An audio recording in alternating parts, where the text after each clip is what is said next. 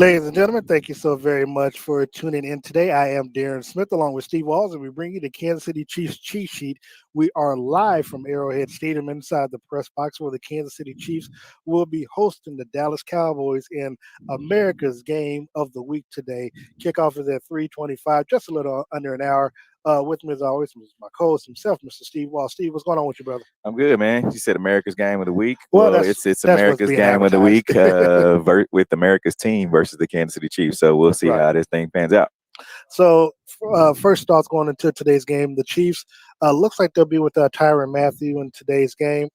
Take that back. The Honey Badger is playing today, but it does look like the Dallas Cowboys, they'll be without their number one receiver, Amari Cooper, tested positive for COVID on Friday. So he's out for this week and next week's game.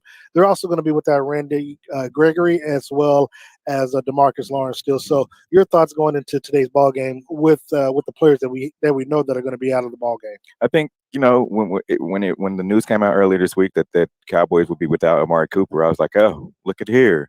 The Chiefs yet again. The gods have answered prayers, right?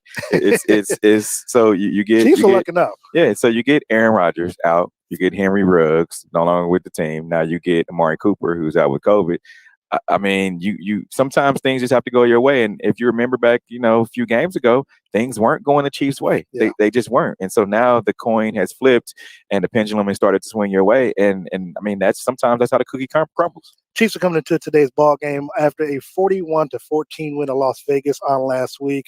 The Cowboys coming in off of a 43-3 win against the Atlanta Falcons that took place at home for them last week. Andy Reid is 18-13 against the Dallas Cowboys. Most of that record, of course, comes when he was the head coach at the Philadelphia Eagles. Mike McCarthy's 2-1 against his Kansas City Chiefs team. Steve, the last time these two teams played, the Cowboys were victorious back in 2017, 28-17. Of course, Alex Smith was the quarterback at that time. The last time they played here at Arrowhead, the Chiefs had a 1-point win over them, 17-16. Back in September of 2013. The Cowboys. I remember that 2013 game because I think it was raining and that was like a Dexter McCluster big game or something like that. It was a real sloppy game. Cowboys have won 3 of the past 4 games against this team. The Cowboys do come into the ball game as the top scoring team in the league as well as the top offense in the league. Dak Prescott leads all players with a 110 passer rating. Mahomes is second in the league coming into today's ball game with 2,940 yards passing. Steve, of course, everybody, the Chicks dig the long ball. They dig the home runs. They did, of course, Mahomes, Dak Prescott. That is the marquee matchup, even though they won't face each other on the field. That is the key marquee matchup today for Fox. It is. And you know what? I think the Chiefs have found the way that they need to answer for teams, playing the 2 over the top and not letting them get beat deep. They found a little bit of a running game. And not only the running game, but they've been able to get Earl Williams involved. I mean, he had a little over thing that happens, it seems to happen with Patrick Mahomes and his receivers, is when he develops confidence in you, he'll get you more touches. And now with that being said, I think he'll get Darrell Williams, even though he's a running back, more touches. But Clyde Edwards-Helaire is available today. How much the ball and get their running backs involved, and that's how both Clyde Edwards-Helaire and Darrell Williams, they both went to LSU, that they were used in college, and so I think that's their strength. And now that they figured out how to use it, it's it's a benefit for both the offense and Andy Reid. Arrowhead is normally a sea of red fans, but they about 37% out of blue. That is the Cowboy fans won't take over Arrowhead today. You look out there, and the Cowboys fans have entered Arrowhead Stadium earlier than the Chiefs fans. I mean, to see the red seats, as you stated. But Cowboys fans travel well. Now these Kansas City Chiefs, they can't be upset about that because, as we know, last week they showed up in Las Vegas, and it seems like all that money they spent on tickets and plane airfare, they didn't spend it for this week's game. So we'll see. We'll see at the start of the game. We'll see how it goes. Looking at today's matchup, I want to start with the Cowboys offensively going up against the Chiefs defense. Now we know, again, they're the number one ranked offense. We know what Dak Prescott has done.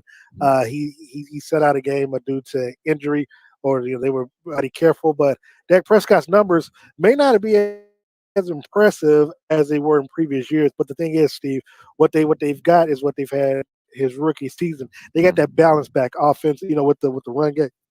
Excuse me, with the run game with Ezekiel Elliott and Tony Pollard, and of course now he's got a plethora of weapons in the wide receiver. Now again, they'll be without Amari Cooper today, but that just allows someone like CeeDee Lamb to kind of step up and to get that shine. And trust me, we know there's about 24 million people that watched that Green Bay Kansas City game. With Dallas coming here, all the hype leading up to it, they're going to get at least 30 million, if not more. So CeeDee Lamb knows that the spotlight and the opportunity to perform big is going to be on him today, along with Michael Gallup.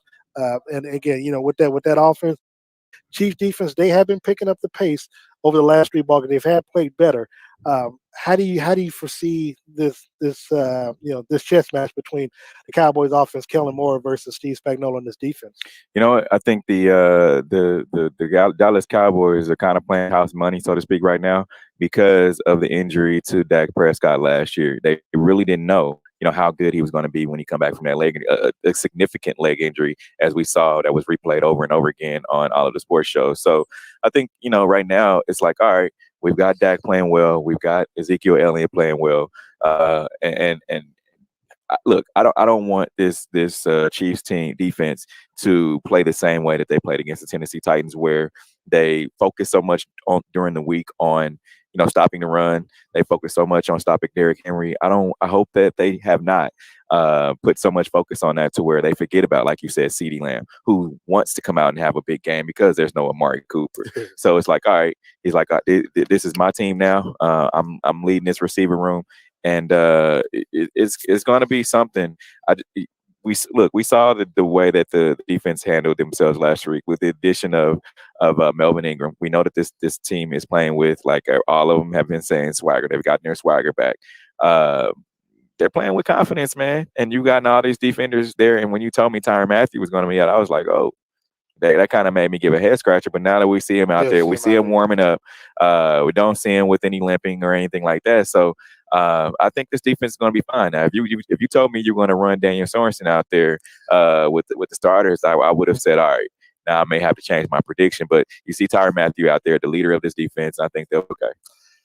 Looking forward, obviously, to the matchup and the chess pieces. I do want to see how the Chiefs defense focus and see how they switch things up. Are they going to focus more on Dak? Are they going to bring pressure to Dak Prescott and these wide receivers, or are they going to focus so much on the run that they'll have someone spying on CeeDee Lamb or giving them help to cover them in case they go deep. I am curious though, when we look at the other way around, look at this Chiefs offense.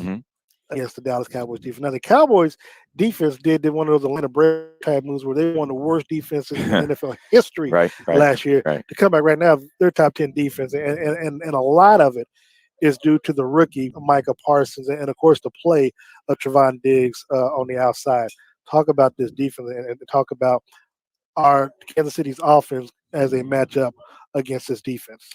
It's interesting, man, because the offense has struggled first few games, and now, like I said, they are talking about like just like the Chiefs defense. Oh, we got our swagger back. We are this the same. We're back. We're back. And I was saying earlier this week, and even on our Monday night show, I'm like, dude, where did the Chiefs go? Why is everyone saying they're back? I don't really feel like they went anywhere. You sometimes you have to take Yeah, they those. take a little You have to break. take you They have take to a little take those. vacation in You the have to take season. those lumps sometimes, though. It's like you're not gonna go out there and play perfect every game. If you did, then you'd be another team that's going now 17-0 or 16-0 the last few years. So I think Chiefs fans have got it confused a little bit, and some of the naysayers like, oh, well, Patrick Mahomes, he's overrated now, or he had those 2 years where he got this Chiefs team to the Super Bowl, won MVP of the league, and then won Super Bowl MVP. So now it's like, all right, they're clicking, things are rolling. I think it just took a little time. Remember, the struggles were at the end of last year were why? Because of the offensive line. Now you got this offensive line that has started to come and grow into their own, and you got some young guys that are there now. They're getting good blocks. They're understanding that they're able to run the ball. Like I said earlier in the show, they're understanding. All right, Tyreek Hill last week. What did he say post game? Oh, well, I figured out how to play when guys are taken away. I'm used to going 80 yards. Now I have to figure out I how to wish get you open. wouldn't have said that. I really wish you wouldn't have, because it's like it's like you cracking the code, but you don't have to. You didn't have to tell everybody because Yeah. now they're like, okay, well maybe we'll play them up close now, which is fine. But Which if they they look, do if take it they up the try to top. play, yes, if they try to play Tyreek Hill up close, you're gonna get burned. And they found ways to get other guys involved. I mean, we've seen Byron Pringle come into his own. Demarcus Robinson hasn't had the year that he's had, previous, but I think, he's able to play and make catches when it's thrown his way. And then the addition of Josh Gordon, I mean, we haven't really seen much of what he can do. Of course, he was away from football a little bit, but I think, this week, I think this is going to be a Travis Kelce S type game. I'm gonna be honest. I think one of the special things about Patrick is, again, because he has so many weapons that he can utilize, and I think the emergence. I was telling you, the blessing in disguise was the injury to Clyde Edwards-Helaire, because Mhm. it allowed the other running backs to kind of shine, and we got a chance to can do when the spotlight. I've always said, especially when we talk about that number two receiver spot, Right. that other players have the opportunity. They have to step up and take advantage and and make the most out of it. And if they don't, then let the chips fall where they may. Daryl Williams has been one that has done just that in his time, in his time spelling Clyde Edwards-Helaire. Again, a career high 144 yards from scrimmage last week, 101 receiving yards, 43 rushes. But again, he had 9 targets from Patrick, and he. I mean, he made Patrick look like a genius because he had 9 catches for Yeah. 101 yards. So Yeah. I think that added bonus, that added benefit. Again, we've always talked about Clyde Edwards-Helaire in the passing game, in the flats or whatever. Yeah. And I mean, we haven't really seen it explode like we thought we would. But we saw Daryl, being able to run, being able to pass catch. That now, Mhm. now it kind of opens up the Chiefs' offense a little bit more to where Patrick doesn't have to force it down the field. If he can dump it to Kelsey, of course he will. But if not, boom, I mean, at least off of last week, you got a reliable receiver in your running back, Daryl Williams. Yeah, and look, they figured it out, and it Andy Reid is a mastermind when it comes to coaching and play calling. Right, Mm. we talk about him after a bye all the time. After they haven't had their bye, but he's just that mastermind that he will stay up late hours at night, whether he admits it or not. I feel like he'll stay up late hours of the night trying to figure out, tinker with his toys that he has. He's like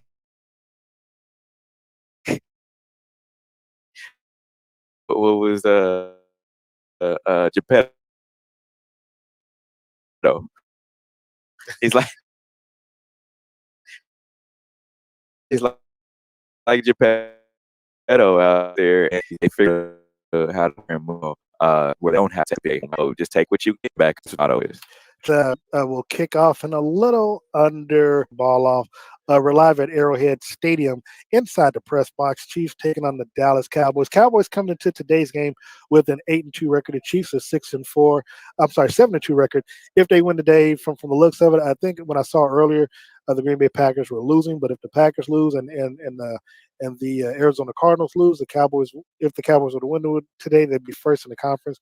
Chiefs have a good chance in moving up as well. If things fall, I think Buffalo is losing right now to the Indianapolis Colts. The Chiefs, if the Chiefs take care of business at home, they'll be able to move up. Obviously, the most important thing is winning the division. But 6-4 Chiefs after today's game, they do have their bye week, so they will be able to go home and get fat. I guess you could say for Thanksgiving and work it all off when they get back next week. But looking at the Chiefs game, very vibrant. The Chiefs have the same type that they had, able to force 2 interceptions in that offensive line, which cannot go unspoken. That offensive line protected Patrick as they gave up. And also, not only that, you don't want any turnovers. That's been the dagger for this team throughout the first few games. Kind of been turnover free, and I say that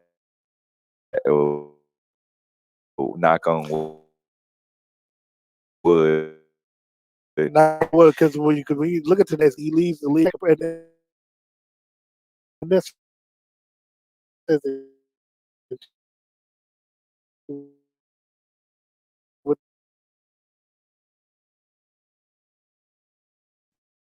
that offense. So like even move all over the field, so they should in today's game. And there's one caveat to that too. You want to if it's kill, of course you go at him. You have to. But if it's another Iron Pringle, if it's Demarcus Robinson, I would lay off just because you don't want. But they're both young, and the Cowboys don't make it. And Trevon Diggs and Patrick Mahomes or some anywhere restaurant or wherever. He's like, oh, well, you didn't even throw at me. You didn't even throw at me. Well, we played y'all. You didn't throw at me. So I don't think Patrick wants to go through that, so he's going like you said, he's going to test him. But back to your point and your question, I think all 3 phases need to play well. Similar game like they had last week. However, one thing to note is that when you look how these Cowboys defense, will they be able to march 15 plays down the field and score the ball? They need to score first. That way they can take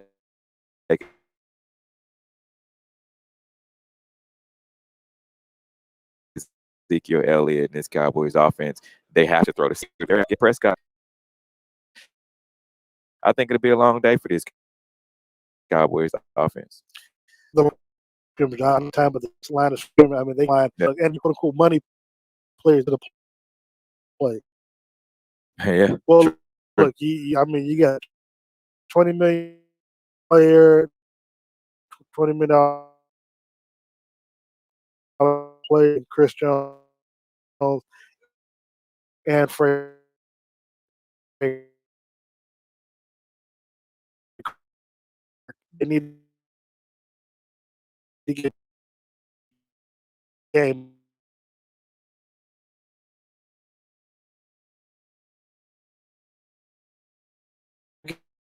Again, when you look at the calendar, she's with game. Or prediction, I would say 35,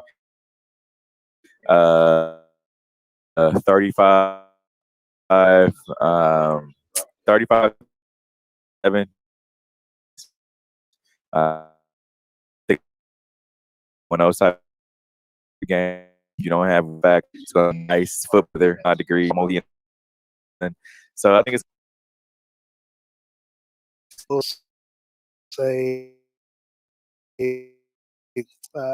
I think it's going to be high as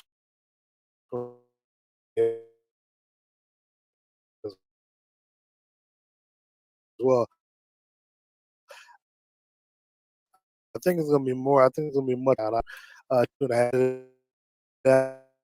It's more of a third closer than it is. I do like Kansas City in this ball game. I did before, but I think in today's ball game, I think the Chiefs kind of have a little momentum going, and I think the absence of Amari Cooper, I think they will feel it. I don't think they'll feel it early in the ball game, but I think as the game progresses, and I think to Michael, before we get out of here, Steve, who are you wearing Uh, today's game? want to give a shout out to Leandria Harden and also Dillard's. So are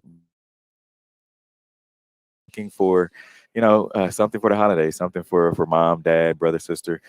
Go and check out them, and you can also they still have Chiefs gear. So if Chiefs fans are watching, of course you are. They have Chiefs gear where you can go and check them out. So I appreciate all those guys and also Leandria Harden. All right, and so of course, for me as usual, I'd like to thank Todd White and Todd's Taylor and Clothiers shop. Of course, you can go out there at Ward Parkway. Of course, they're also located over on 21st and Broadway here in Kansas City, Missouri. For America's Game of the Week, Steve, I had to go a little different. I had to hit America with something they wasn't ready. I hit them with a little ascot action today. So, but just like you, we definitely want to thank our sponsors. Definitely want to thank Gates Barbecue as well, who took care of me and members of the Dallas media as well as Fox Network today. I want to thank Colin Gates Shipley, and of course, one of the things that they have going on today is that go get you a double deuce, two ribs and a choice of 2 to 4 ounce sizes. $12.50. Go to all of the Gates locations. You can get you the double deuce for game day today. Again, we're going to be seeing about close to 80,000 people here at the game. The game is sold out. You can tune in about 25 minutes over on Fox as the Chiefs look to defend their territory here at Gia, G.E.H.A, as they like to call it, at Arrowhead Stadium. So for Steve Walls, I am Darren Smith. Make sure you join us tomorrow at the Soiree Steakhouse, Steak and Oyster House on 18th and Vine, as we bring you the Red Hour with myself, Steve Walls, DJ Q, and Sean Tyler at 6:30, so we can talk about this Chiefs game and, of course, get you ready for the holiday season. Chiefs go on to bye, so we'll be off after Monday for a week, and then no, we probably no, we won't be off because we have to come back and preview the following week anyway. So we don't get time off until after the Super Bowl. So until then, make sure you join us on our respective platforms after the game. Steve Walls and myself, as we bring you the Chiefs presser with Andy Reid, Patrick Mahomes, and select other players. And until then,